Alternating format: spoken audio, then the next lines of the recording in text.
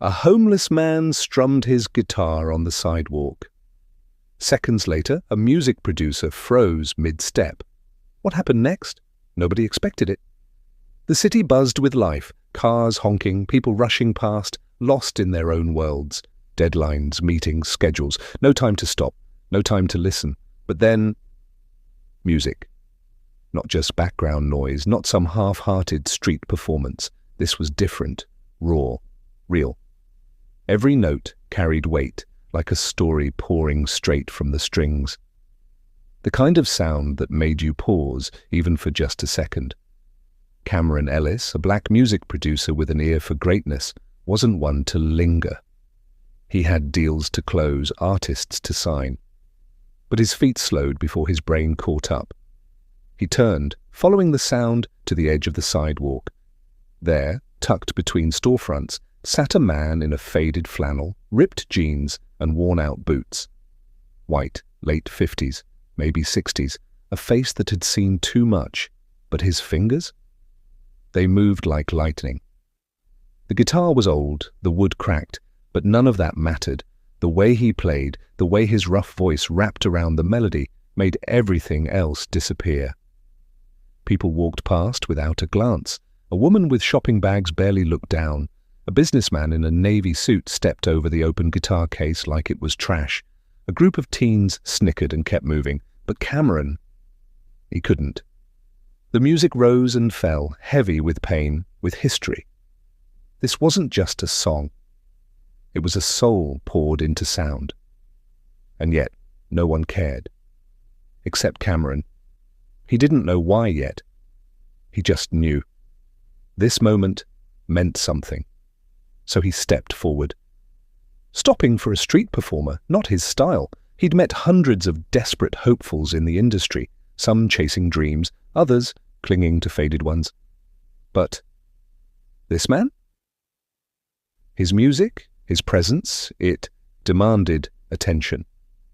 Cameron moved closer, watching the man's fingers glide over the strings, his voice rough but full of feeling, like every word had been carved from hard years.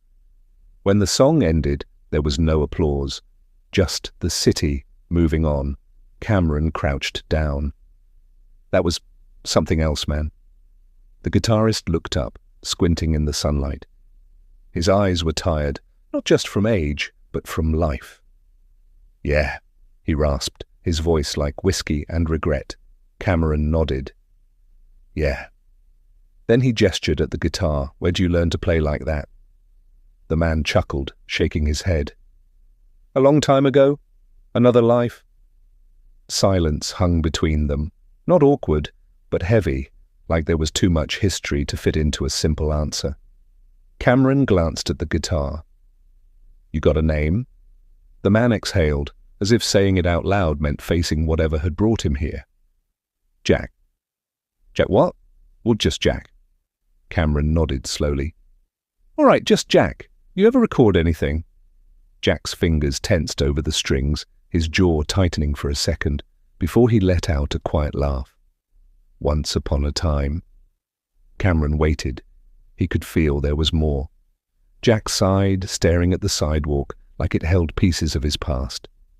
I was a session guitarist, played for some big names, real big names. If you listened to rock or blues in the 90s, you probably heard me without even knowing it. He paused, his voice dropping lower. But the industry doesn't care about ghosts. Cameron knew that was true. He'd seen it happen. One bad break, one wrong turn, and you were forgotten. What happened? He asked. Jack hesitated. Life. Bad deals, bad habits. Some people you trust end up not being so trustworthy. He rubbed his face. Lost everything. Been out here ever since. Cameron studied him, the weight of his words sinking in. This wasn't just some street performer. This was a man who'd been used up and thrown away by an industry that only remembered you when you were useful. Jack strummed absently, the notes floating into the air, ignored by everyone but Cameron. You still got it, Cameron said finally. Jack huffed a laugh. That don't mean much when you're playing to nobody. Cameron leaned back on his heels, an idea forming. What if I changed that? Jack squinted at him. What do you mean? Cameron pulled out his phone. Let's find out. And just like that, everything was about to change. Cameron wasn't impulsive. In the music business, everything was strategy, timing, connections, marketability. But right now, standing on this cracked sidewalk with a man who had nothing but a guitar and a past, instinct took over. He hit record. Jack hesitated, fingers pausing over the strings. What are you doing? Cameron shrugged. Just play. Jack shook his head with a quiet laugh, but then his fingers moved and the music took over. This time, Cameron really listened. The way Jack's voice wrapped around the chords, not just singing, but feeling. It was something you couldn't fake. The kind of sound that made you stop and question everything you thought you knew about talent. A few passers-by slowed. A young woman pulled out her phone, recording. An older man in a baseball cap tapped his foot, nodding along. Jack wasn't just playing anymore. He wasn't just playing, he was telling a story. By the time the last note faded, a few dollars had landed in his open guitar case, but that wasn't the real prize. Cameron looked down at his phone, watching the numbers explode. Damn, he muttered. Jack wiped his stubbled face with the back of his hand. What? Cameron turned the screen toward him. You just got 100,000 views in 5 minutes? Jack squinted. That good? Cameron barked a laugh. Man, that's insane. And it didn't stop. By the time they reached a coffee shop down the block, the video had hit 1 million views, then 2, then 5. Comments poured in, people demanding to know who Jack was, where they could hear more, how someone this good had slipped through the cracks. Then the first message arrived. Cameron's jaw tightened as he read the name. You ever hear of Vince Holloway? Jack flinched. That was answer enough. Yeah, Jack muttered. I know Vince. Cameron kept his eyes locked on him. He just messaged me, wants to talk to you. Jack's breath came sharp, his gaze darting toward the door like he might bolt. Cameron leaned forward. Who is he to you? Jack's grip on his coffee cup turned white-knuckled. The guy who took everything from me. And just like that, this wasn't just a comeback story anymore. This was revenge. Jack stared at the screen, Vince Holloway's name burning like a brand, a memory that never stopped hurting. Cameron saw it. He'd been around long enough to recognize when someone was sitting on pain they didn't want to unpack. Talk to me, he pressed. Who is Vince? Jack rubbed his temple like the past was a weight, crushing him all over again. Used to be my best friend. We came up together, played the same dive bars, wrote songs in the same shitty apartments. His voice was quiet, but razor-edged. Then when deals started coming, he got smart, knew how to play the game. I just cared about the music. Cameron nodded. He'd seen this story before, one guy hungry for fame, the other left in the dust. Jack's jaw clenched. I wrote half his first album. We were supposed to split everything. A bitter laugh escaped him. Then one day my lawyer calls. Turns out I'd signed away my rights without even knowing it. My name, my credit, my money, gone. Damn, Cameron breathed. Jack dragged a hand over his face. And when I tried to fight it, blacklisted. No label would touch me, no club would book me. Next thing I knew, I was playing for free drinks in bars that wouldn't even put my name on the damn poster. His voice dropped to a whisper. That's when the drinking got bad. Silence hung between them, thick with everything Jack hadn't said.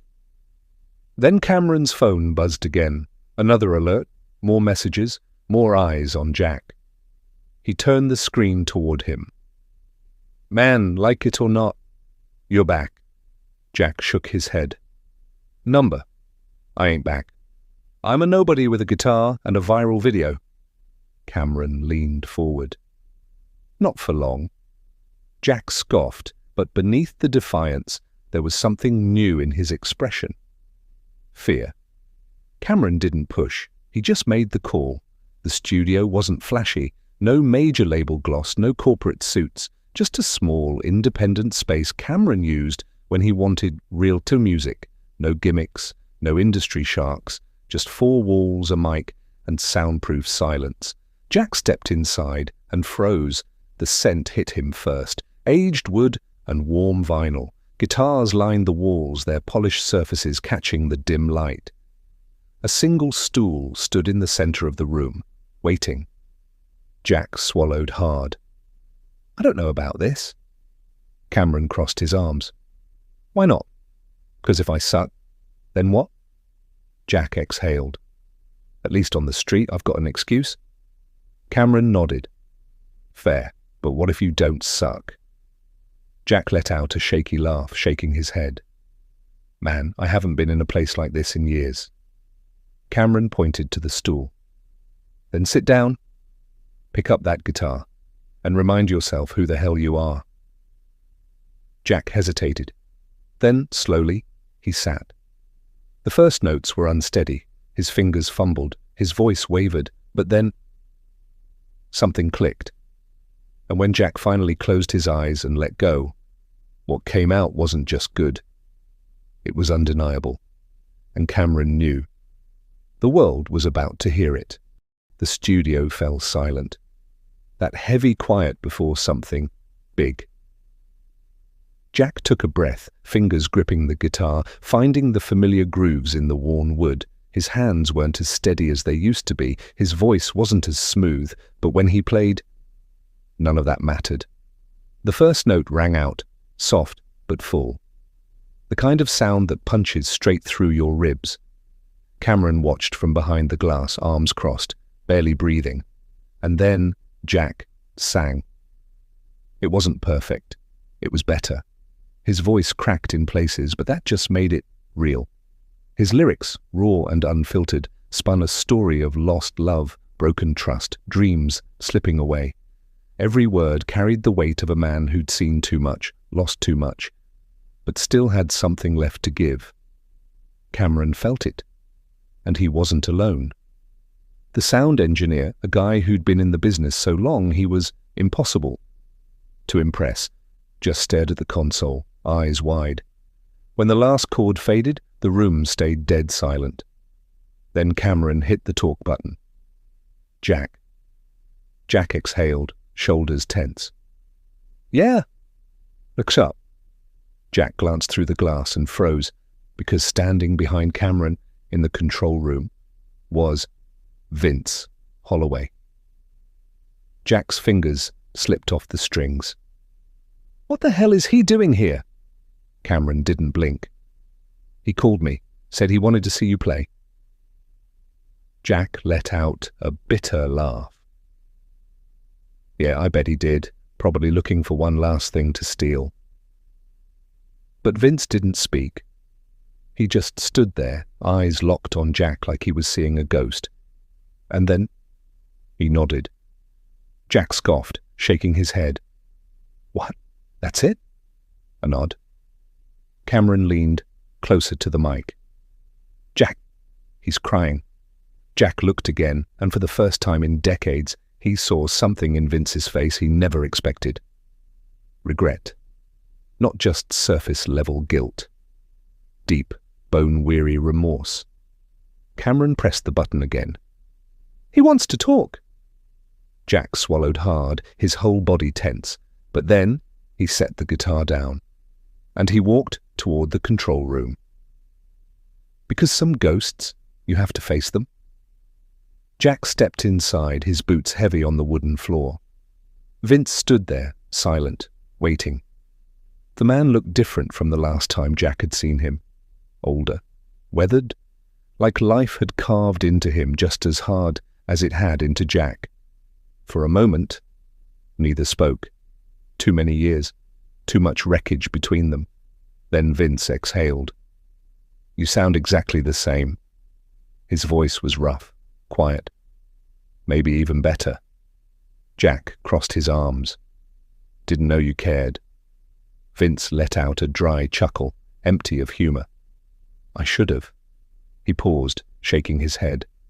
Jack, He cut himself off, like the words were too heavy to lift. Then he tried again. I screwed you over, I know that. Jack's jaw clenched. Yeah, you did. I was selfish, greedy. I told myself if I didn't take the credit, someone else would, that you'd bounce back. Vince swallowed. I was wrong. Jack scoffed. You think sorry fixes any of that? No, Vince said quickly. I don't. He met Jack's eyes. But I've spent 10 years trying to make it right. And when I saw that video, I knew this was my last chance. Jack stared, waiting. Vince took a slow breath, then pulled a folder from his bag, hands shaking as he held it out. Your name, your music, everything you should have had back then. I want you to have it. Jack didn't move, just stared at the folder, his past right there, waiting to be reclaimed. Cameron watched from the sidelines, arms crossed. This wasn't his moment. Jack's hands curled into fists. He could have screamed, could have thrown the papers in Vince's face. But instead he asked himself, what did he really want? To choke on anger forever, or to finally be free? No. Jack took the folder. Not for Vince. For himself. A thick silence stretched between them. Then Jack did something neither expected. He held out his hand. Vince blinked, like he didn't trust what he was seeing, but slowly, carefully, he took it. It wasn't forgiveness, maybe not ever. But it was a start. 1 month later. Jack stood on stage for the first time in 20 years, lights blinding, crowd roaring, thousands of people who'd seen that video, who'd felt something when they heard him play, here to see him, not as a nobody, but as an artist.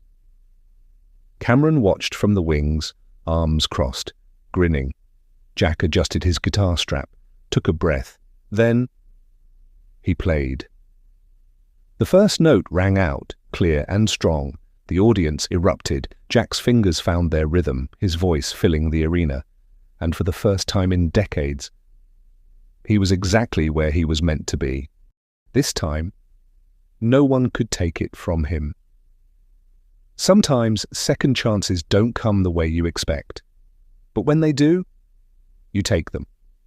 If this story moved you, don't forget to like, subscribe, and share. You never know who might need to hear it.